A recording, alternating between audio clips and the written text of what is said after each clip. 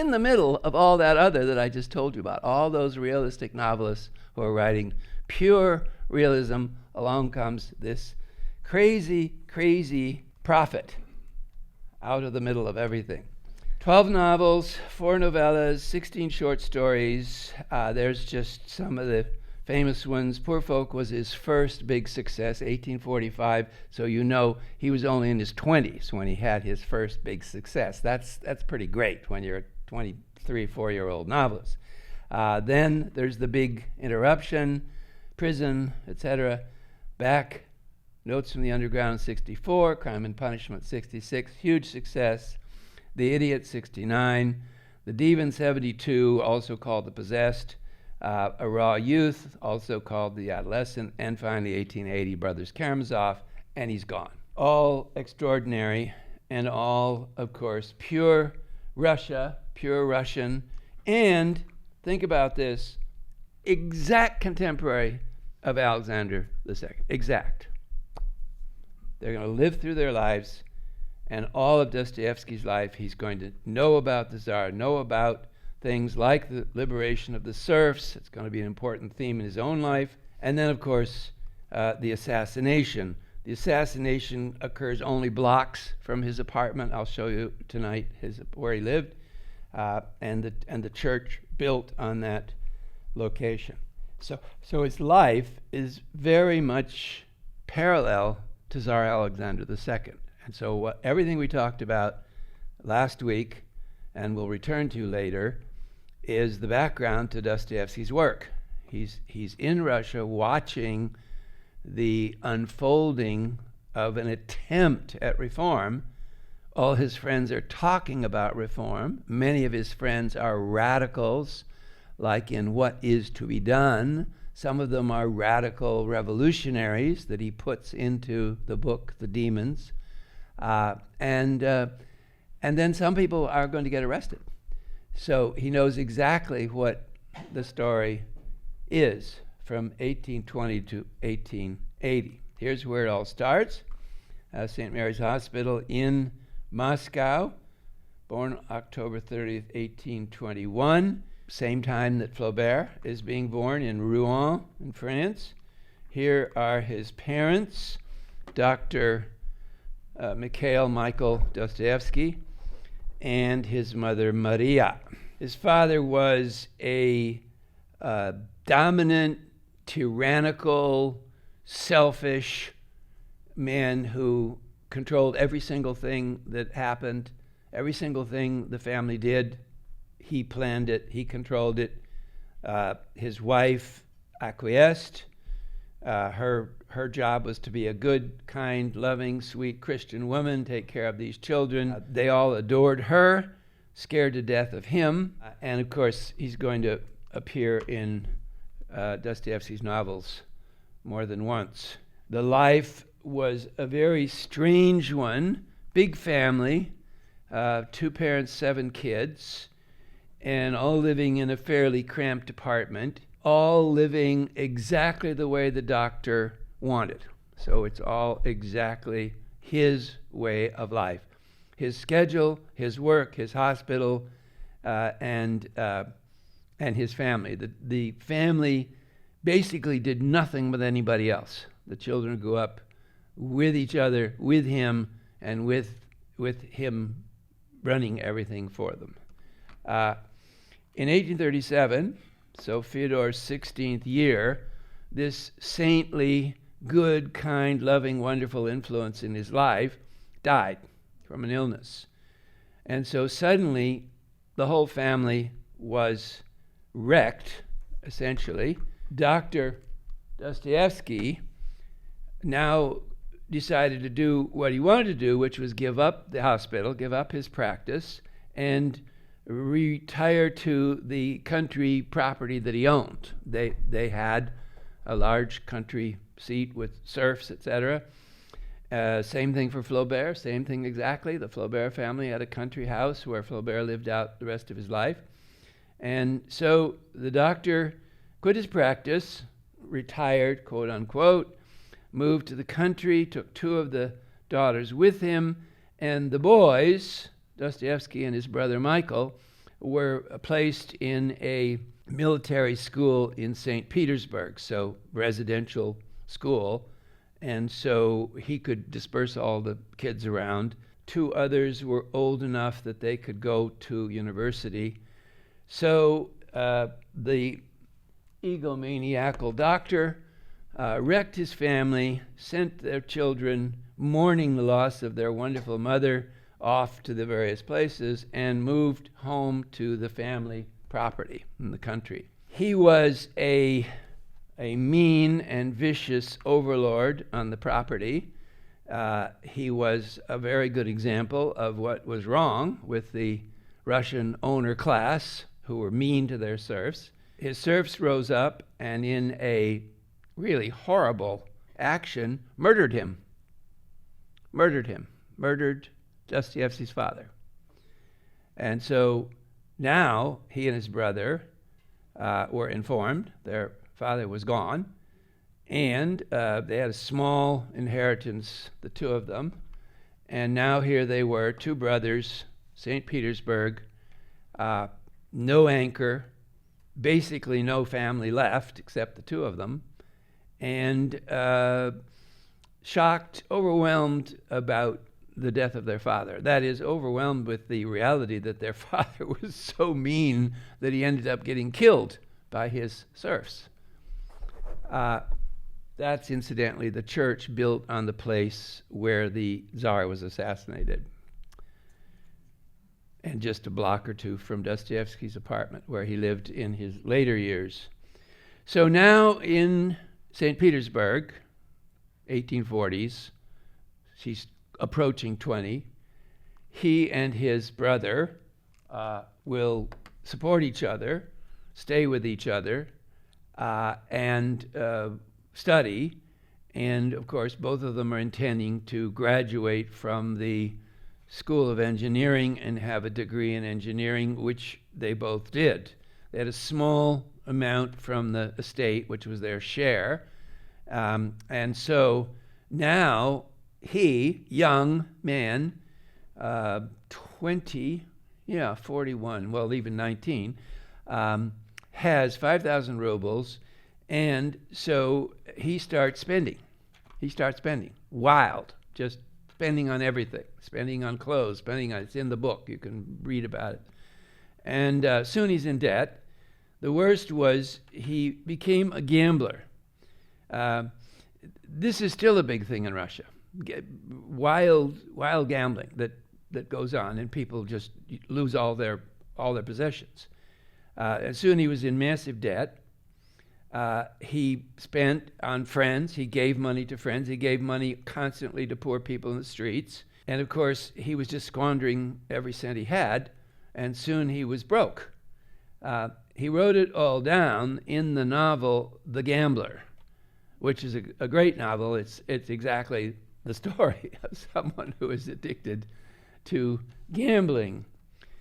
Now, while still in St. Petersburg and still studying, he tried his hand at writing a novel. Now, he was writing all the time, writing notes, writing memoirs, writing journals.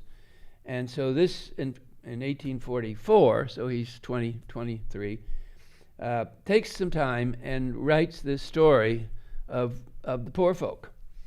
And he didn't know anybody in the literary world, so a friend connected to other literary people, agents and such. And incidentally, by the mid-19th century, St. Petersburg was like Paris or London, huge publishing industry, many bookstores, many publishing critics, and lots of newspapers. So that's what feeds all this. Paris, London, all the big cities had huge numbers of newspapers, lots and lots of magazines, lots of writers to fuel all this publication.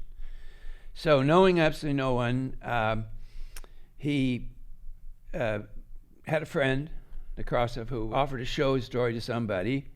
And so at 4 a.m, he went home, went to sleep, opened his window, startled by ring on the door, and his 2 friends rushed into his room, crying and hugging him and and telling him how brilliant the novel was. The two friends had just sat down and started to read the novel. They'd read the entire thing over hours and hours and hours. Went to his house, said, never mind, if he's asleep, wake him up. And that's what they did. So here was this wonderful news.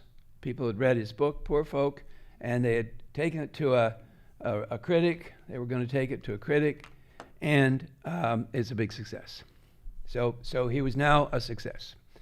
24, and first publication, already a big success. Poor folk. He did not take success well because he was totally unprepared for it. He was very young.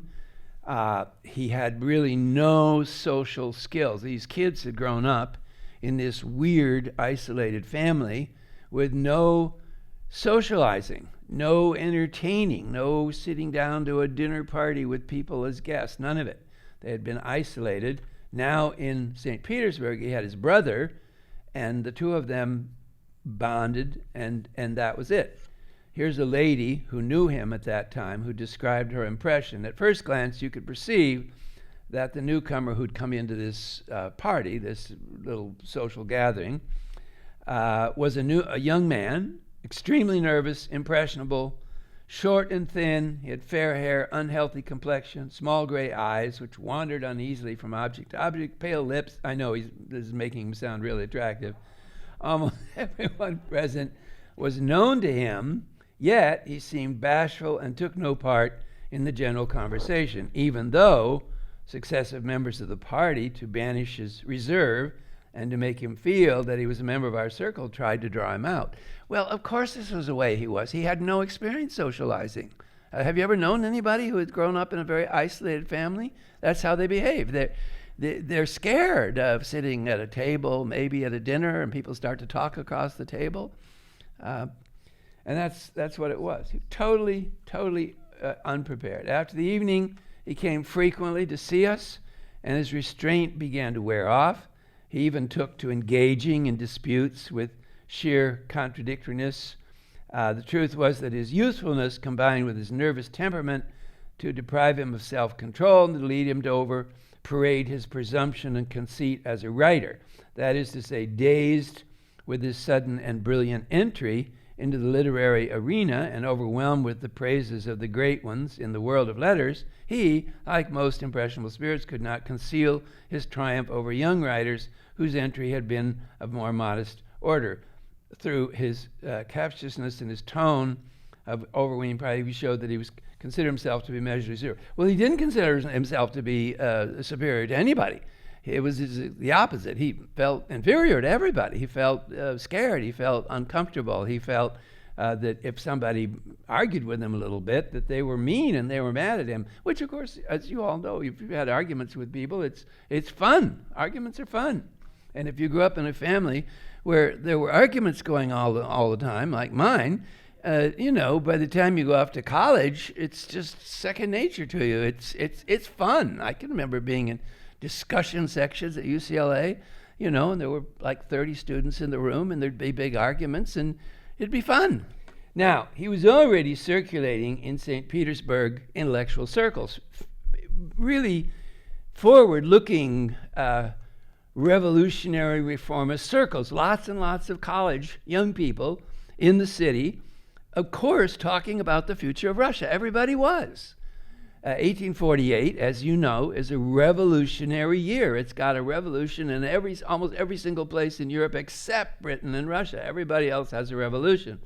And so you couldn't be conscious in 1848 to 49 and not get into these discussions. Well, he had been drawn into what was called the Petrushevsky Circle, which was a radical circle. They were known, Petrushevsky was known, police knew who they were, police were monitoring their meetings, and so he was going to these meetings and not necessarily an organizer or anything, but there was a roundup, crackdown, as you know. The Tsar was constantly cracking down, and so there was a crackdown in 1849, post-1848. In fact, if you remember our lecture on Nicholas II, you'll remember that's exactly what he did, was a great big huge crackdown on 1849 after the revolution sort of dispersed. then he started to round up the revolutionaries. So 1849, April 29th, he is arrested, put into the fortress of Peter and Paul, and taken to the fortress, joined a group of young men, all full of socialistic notions that were current in Europe, who were bent on certain measures of reform. Emancipation of the serfs, of course. Abolition of censorship, that was always a very high number. Censorship of the press was massive. Nicholas was censoring press.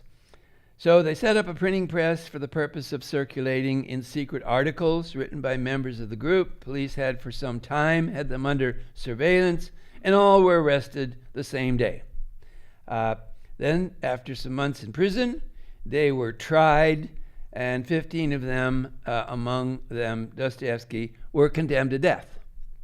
Sounds pretty extreme for circulating pamphlets, but that's exactly what was happening. That's what many European governments were doing. You know, they were arresting radicals and they were sentencing them to death. That was they were going to shut it down. Then, on the 22nd day of December, 1849, they were all taken out to the Semenovsky Square. There, the death sentence was read to us. We were given the cross to kiss. The dagger was broken over our heads, and our funeral white shirts were given to us. And then 3 of us were put standing before the palisades out in front of the group for the execution.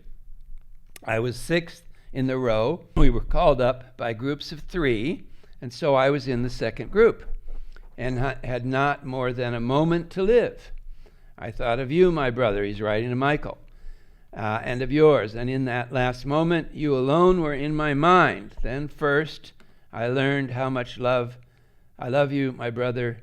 I had time to embrace Plashev and Durov, who stood near me, and to take my leave of them. Finally, retreat was sounded. Those who were bound to the palisades were brought back, and it was read to us that His Imperial Majesty the Tsar had granted us our lives.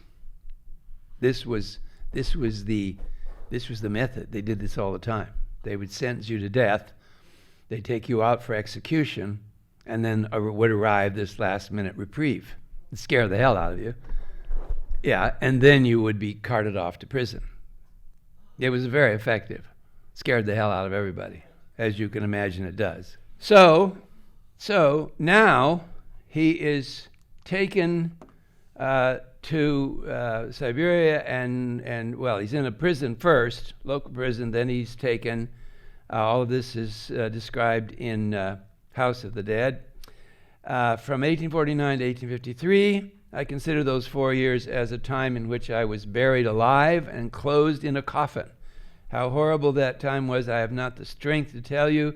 It was unspeakable, interminable suffering, because every hour, every minute weighed upon my soul. Somerset Maugham has written a wonderful, I assume you all know Somerset Maugham, one of the greatest of British novelists in the 20th century. And he's written a lot about other novelists because he's interested. His father was a doctor, so he's interested in Flaubert and Dostoevsky. And he says it looks very much as though Dostoevsky's loneliness and the suffering it caused him were in part, at least, occasioned by his own defects of character, his conceit, his egotism, his suspiciousness. But his loneliness, amid 200 companions, drove him back on himself. So he's in prison, he's with people with whom he has no common bond whatsoever. And through this spiritual isolation, he says, Dostoevsky, I gained an opportunity of reviewing my past life, of dissecting it down to the pettiest detail, of probing my heretofore existence, and of judging myself strictly and inexorably. So he's going to have basically 10 years to think and read what he can get his hands on. Of course, the New Testament is the only thing he has in these early years. They allow prisoners to have the New Testament. So the New Testament was the only book he had, and he read it incessantly. From then on, he practiced humility, the necessity of suppressing human desire. Before all things, humble yourself. Consider what your past life has been. Consider what you may be able to effect in the future. Prison, for the time at least, cowed his imperious spirit. He left it a revolutionary no longer. Well, not exactly. Not exactly. He leaves it certainly shaken, 10 years older, but he's still a reformer.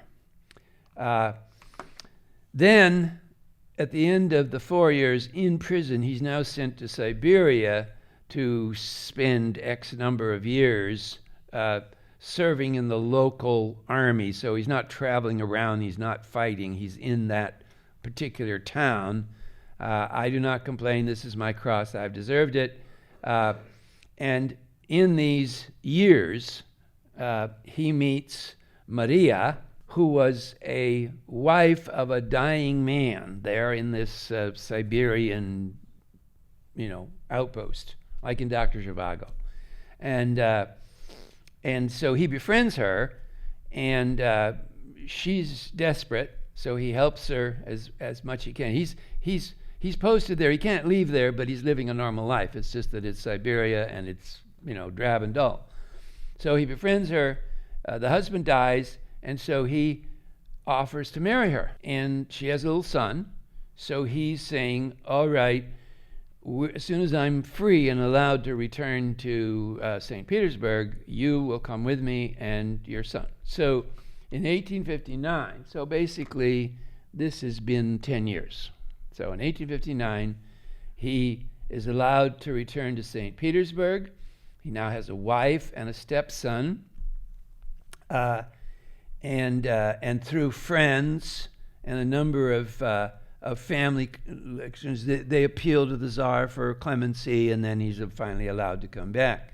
He wrote patriotic poems, one celebrating the Dowager Empress, another on the coronation of Alexander II. He tells them he adores the monarch, etc., etc. Finally, he gets released and comes back to St. Petersburg with his wife and his stepson. He goes to work. He and his brother establish a magazine called Time. That's a catchy little title for a magazine, right? Time magazine. And it's a big success, publishing things by him and others. And 1863, so 3 years later, the authorities closed down the magazine and threatened him with arrest. So he's already crossed the line on something that's been published. Remember, the serfs, freedom serfs is 1862, so it's a dangerous time. They're all watching everything. Keep in mind that the world of St. Petersburg is the hot center of the Russian world. The government is there, the Tsar is there, his censors are there, all the different people who are participating, they're all there watching every single thing, and he's in the middle of it too. He's a former prisoner, he's a former revolutionary, and he starts up a magazine. You can imagine that there were various secret police watching Time magazine right from the beginning. Bang, he gets closed down. Then, in 1864, his precious wife Maria died of tuberculosis. Terrible, terrible illness that stretched on for these whole 2 years, but this year, 64, was just terrible. Just now at 7 o'clock, Maria passed away and wished you all a long and happy life. Remember her with a kind word. She suffered so much during her time that I don't know who could refuse to be reconciled to her. So in a sense, she saved him out in Siberia by giving him affection, but once back in St. Petersburg, it was awful.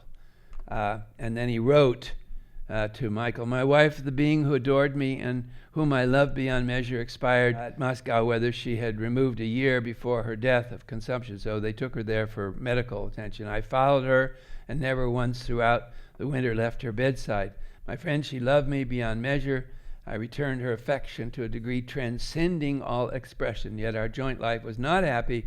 Someday when I meet you, I'll tell you the whole story, but for the present, let me confine myself to saying that apart from the fact that we lived unhappily together, we should never have lost our mutual love for one another, but have become more attached. This may seem strange to you, yet it is worth the truth. Her illness, of course, hung over them almost as soon as they got back to St. Petersburg. Then his dearest friend in the whole world died the next year. So his magazine's been closed down. He's been threatened with arrest. His wife dies the next year, and his brother dies the next year. And worst of all, the brother left his family with no income of any kind, so the widow is turning to Fyodor for support. And, this is even better, Michael had a mistress that, of course, his brother knew all about. So now with the sudden passing of his brother, Fyodor inherits a mistress. He inherits a widow and kids and a mistress. 1865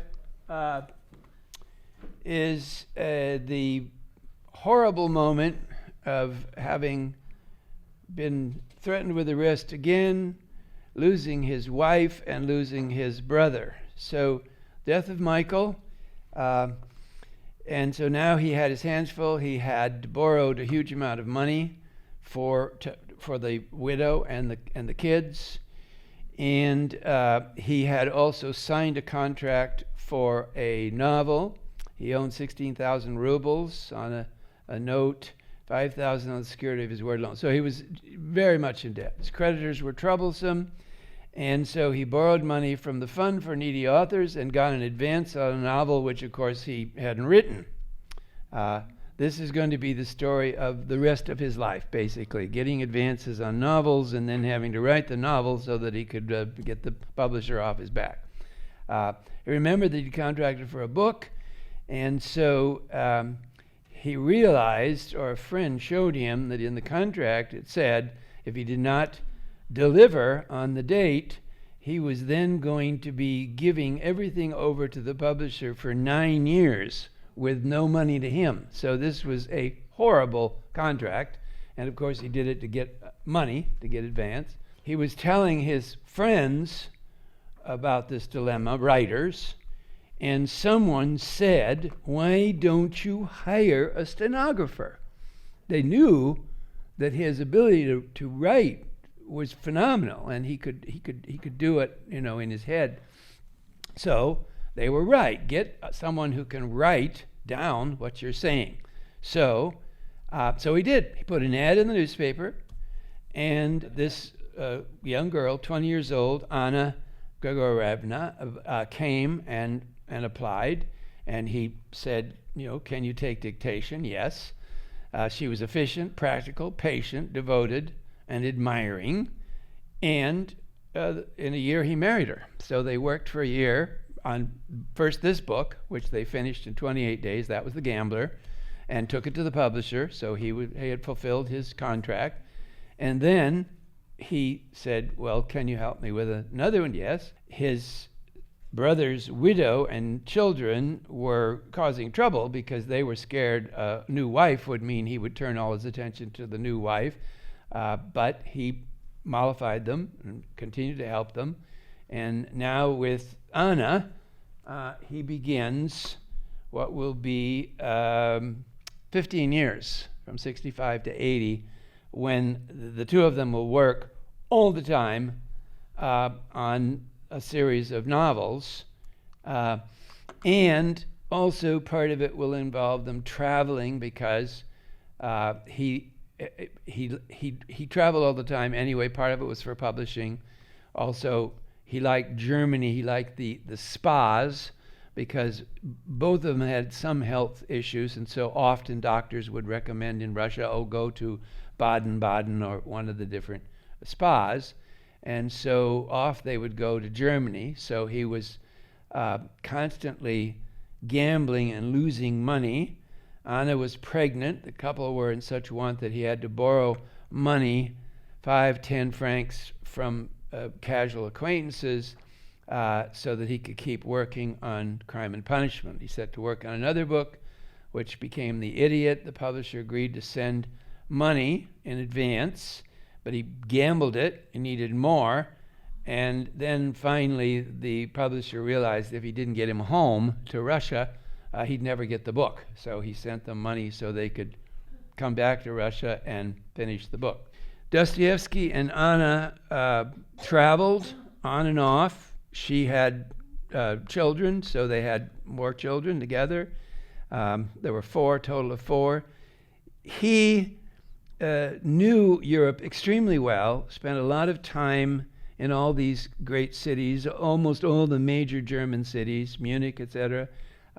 But his Russian Slavophile ideas caused him to hate decadent Europe, and so even though he was spending a lot of time in European capitals, he was always critiquing the culture he saw in decay in all these major cities, Milan, other places. And during this time, she's begging them to go home. She is dealing with the publishers. She's trying to keep them financially stable, which once they get back to Russia, she succeeds in doing. Eventually, they come back in 1871, and now they'll have 10 years. So the last 10 years are in St. Petersburg with Anna helping him to write. He's going to produce the big major novels in these 10 years. And of course, the reason he could do it was that his life became rational and organized and efficient, and particularly financially munificent, because she organized their finances and controlled them, and was very, very smart about signing copyright deals with publishers, and therefore got them some money. She got them some money for these last 10 years. They lost a child, and then they had a second daughter. She was always afraid that the death of the first child was going to hobble him, but he was a wonderful father, loved the children. He's like no one else, she said. He enters into the world of the childhood and understands the child and captivates the child with talk and becomes in those moments a child himself. Well, that's exactly why he was such a great novelist, because he could put himself in all these different characters. The old lady, the kid, the young, the sister, the mother, all these characters are going to add to the novel by virtue of his family, his sister, in Crime and Punishment. Then, of course, the worst crisis of their family life, and that was the death of their little, extremely sweet and lovable little Alyosha. And this occurred in 1878. Dostoevsky had epilepsy, and he had attacks. She knew what to do, but he obviously transmitted it to the little Alyosha. He had just begun Brothers Karamazov, so in the novel, Alyosha is going to become the hero of the novel. He's going to become the greatest character in all his novels, and I think the greatest character in the 19th century fiction. The novel is interrupted by the illness of 3-year-old Alyosha, who had an epileptic seizure. He runs for the doctor. The doctor comes, and there's nothing anybody can do. Anna describes the event. Fyodor went to bring the doctor. They returned. He was terribly pale. They knelt down by the sofa to which we had moved Alyosha so it would be more convenient for the doctor to examine him. I also knelt down next to my husband. I wanted to ask him what precisely the doctor said. As I found out later, he had told Fyodor that the final agony had already begun. He motioned me with a sign not to speak, and what was my despair when suddenly the baby's breathing stopped and death came. Fyodor kissed the child, blessed him 3 times, and began to sob. I also wept. Thus, the character of Alyosha is born, obviously in this moment of the crisis of the family losing this sweet little, perfect little baby 3-year-old. His mind is released. He knows what he's going to do, and so he puts Alyosha into the Brothers Karamazov, one of the 3 brothers, and Alyosha becomes a spectacular part of Brothers Karamazov. So here's the last novel, wrote from 1878 to 1880, dedicated to Anna. Anna, you are my angel, my everything, my alpha and omega, and it is so good, and how I love that you dream of me in sleep, and awakening you feel sad that I'm not there. Be sad, my angel, feel sad in all your dealings about me, which means you love me. This is sweeter to me than honey. I will come and I will kiss you. But how am I to survive this time without you, without the children? Funny joke, for it is all of 12 days he's off on a trip. And his family had become for him a quiet haven, and by his own recognition, he many times over fell in love with his wife anew.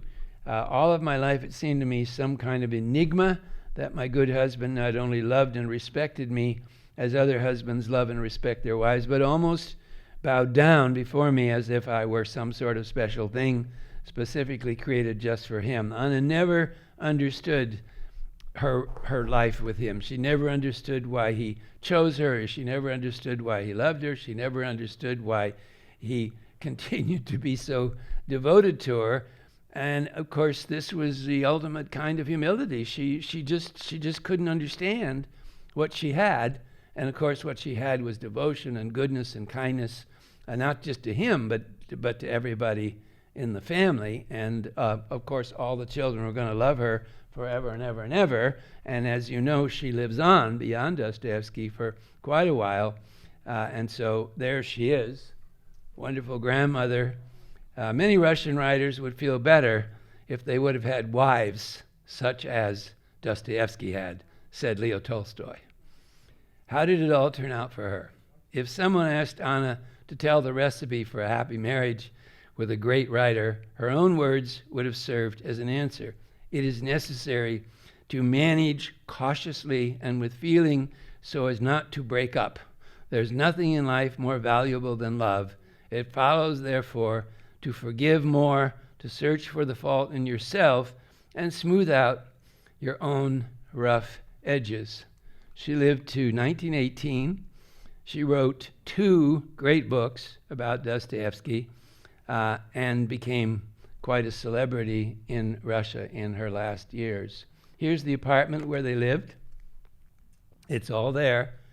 It's all exactly like when they were there. It's all been kept because, of course, by 1881, he was such a phenomenal celebrity in Russia that the whole apartment was just declared a national monument. At his death, Dostoevsky had achieved a kind of fame no novelist ever achieves except Tolstoy. Tolstoy is going to be the same, with the most remarkable funeral that anybody's ever seen. The entire capital turned out. Millions of people lined the streets as they progressed to the Tikhon cemetery outside of St. Petersburg. Here's his burial place, visited every day by hundreds and hundreds of people from all over the world.